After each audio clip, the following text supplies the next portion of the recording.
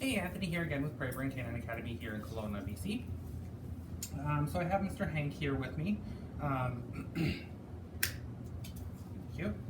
We're going to be working on the muzzle with him too because he can sometimes be a bit overwhelming for some people. He can lunge a little bit, and sometimes with dogs he can kind of be a bit too much. So the owners want some muzzle conditioning for him too, and that's awesome. I love that because if a dog's wearing a muzzle, they're the safest dog around, especially if it's properly fitted, if it's the right muzzle. So what I have is a Baskerville muzzle on him. It's a little bit too big for him. It's just the first one I grabbed. It doesn't matter now because I don't have any other dogs with me working with him right now, but we will later. So I just want to show you kind of what that process looks like. He's probably going to fight it quite a bit, probably going to paw at it, but I just want to get him moving with it, kind of forget it's on, and just kind of have it be there. So just show you what that little bit of a process looks like.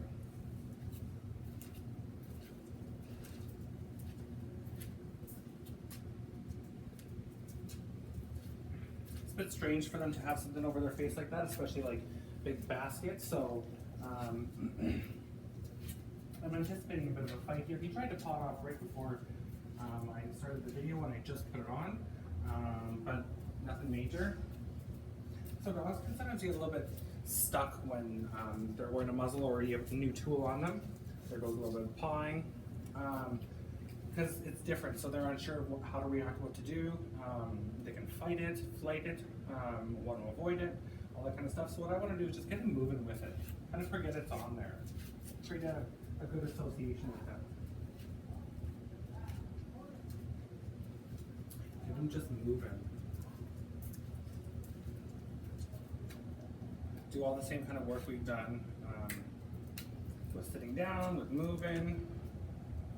I'm also going to be trimming his nails. Apparently that's quite the ordeal for him.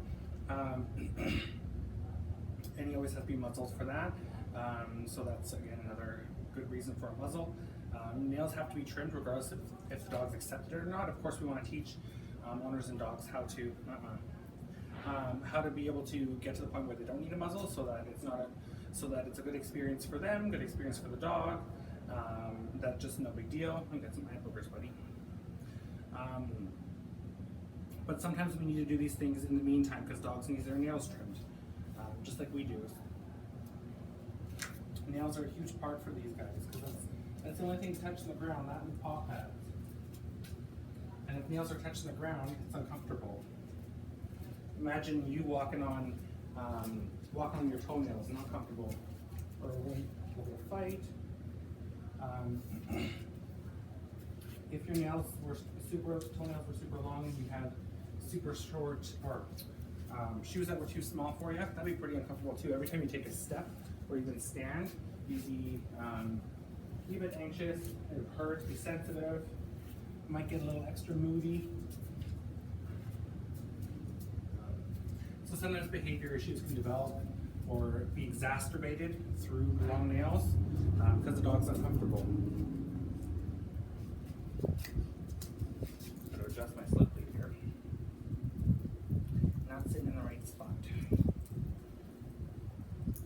Well, the muzzle strapping is kind of in the way too.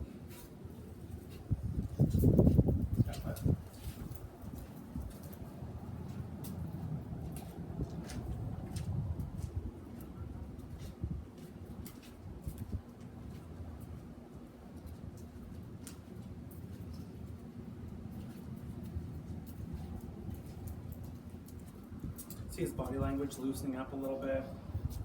His nose hasn't really turned on yet, but that's okay. Come on.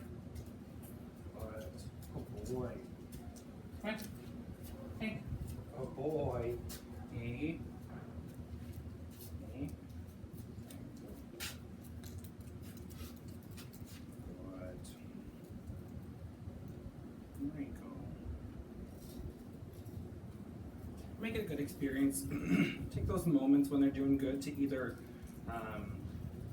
acknowledge it or not. Sometimes not acknowledging is good too, letting them work through it. So you kind of got to pick what you want to do. I kind of like to have a bit of a balance of both depending on what the dog needs. Sometimes when they're doing good, I just let them be.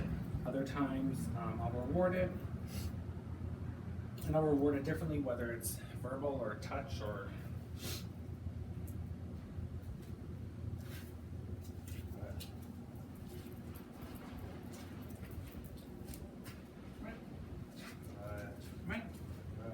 and now we can also pair some of our terminology for recall, because we're going to be e-collar training this guy for recall, stuff like that too. So now I can start to build the communication levels, like broaden them a little bit, start to use words that we're going to be pairing later to help transition the e-collar even smoother, because he'll understand the terminology and what it is I want. Then I just have to layer in the skim, meaning the same thing as my verbal commands that we've already practiced.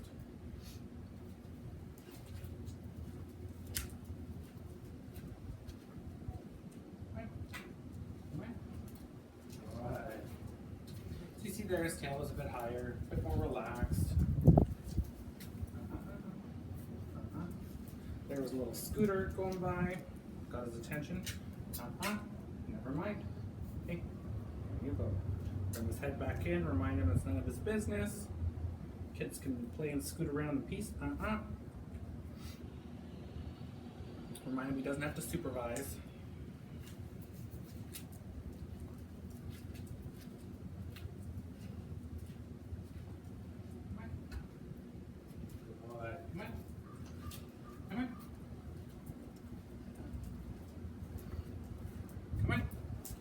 He has a little bit of a hard time focusing, partially because of Muzzle, partially just because he's just overstimulated. He's gotten a lot better over the last couple days. This is day 3 now, so he's doing much better. Taking things nice and slow for this guy. The slower you take things initially, I know it seems boring, seems monotonous, it seems like not much is happening, but the slower you take things in the beginning, the quicker that relationship builds. Because you're not trying to overstress and overteach a dog, you're not over-exhausting them, you're not trying to force them to learn in long increments. Kind of like with kids at school, you know, you start with kindergarten, not a full day, and then you go to full days, and the days become more and more intense as you go.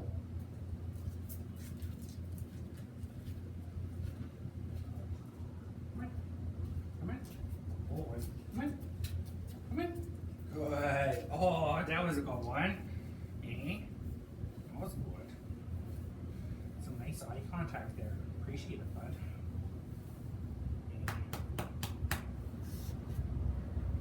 Right. Oh, good. Come in.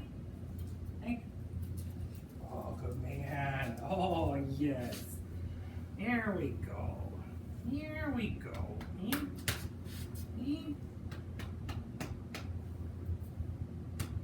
See, we're quickly becoming friends. Told you we'd be good friends soon.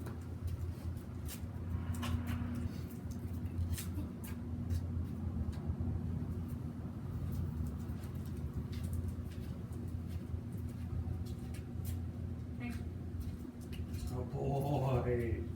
Good boy.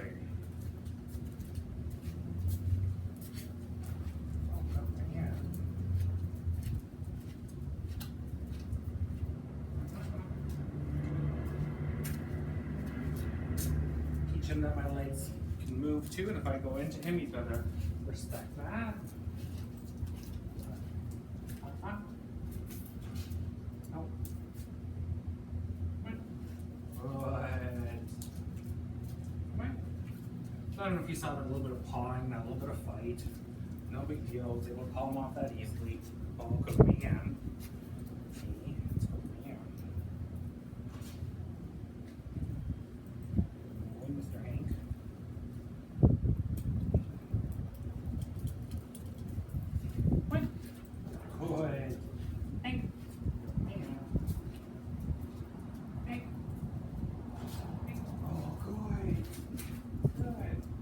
So there's kind of our first session. Won't do many more of these. I just want to show you guys what that looked like, and especially for his owners who will be watching this too. Just kind of the first session, getting him used to the muzzle. It's not a big deal. We just put it on, start moving with them, make it super simple. Don't make a big fuss out of it. Just pair it with what he knows. Get that movement happening. Getting him focused on something else and not what's on his face. So yeah, it's a good session, Mr. Hank. Appreciate it. Good boy.